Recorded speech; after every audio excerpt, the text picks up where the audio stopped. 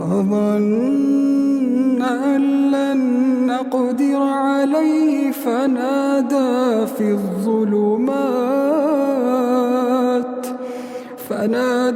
في الظلمات أن لا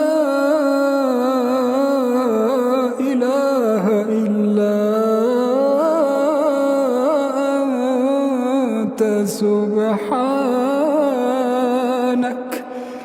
سبحانك إني كنت من الظالمين.